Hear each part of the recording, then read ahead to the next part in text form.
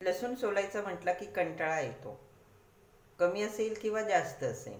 कधी कधी लसूण सोलता सोलता आपल्या नखाला लागतं, बोटाला पण लागतं आणि लसूण सोलायला वेळ पण लागतो. कमी वेळेमध्ये झटपट लसूण कसा सोलायचा यासाठी एक महत्त्वाची ट्रिक मी सांगणार आहे. कुकरमध्ये गार पाणी घेतलं. हे पाणी गरम करायचं.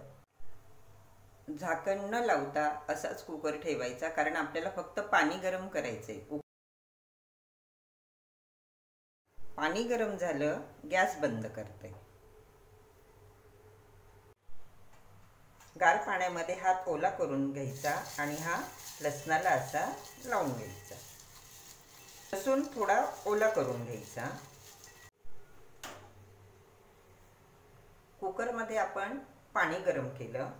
हे पातेलं यामध्ये ठेवायचं. त्यानंतर 2 ते 3 मिनिटासाठी याला झाकण झाकून कुकर असाच ठेवायचा. कुकरमध्ये पातेलं ठेवलं, झाकण लावलं. 2 ते 3 मिनिटासाठी कुकर झाकून ठेवायचा. मध्ये झाकण उघडायचं नाही. 2 मिनिटानंतर आता झाकण उघडायचं.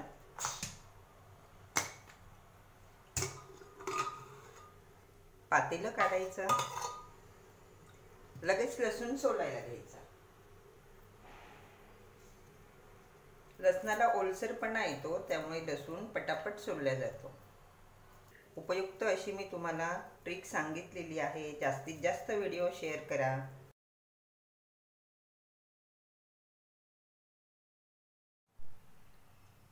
कमी वेळेमध्ये जास्तीत जास्त लसूण सोलण्याची पद्धत आवडली असेल तर व्हिडिओला लाईक नक्की करा आणि अजूनही आपलं चॅनल सबस्क्राईब केलं नसेल तर करा.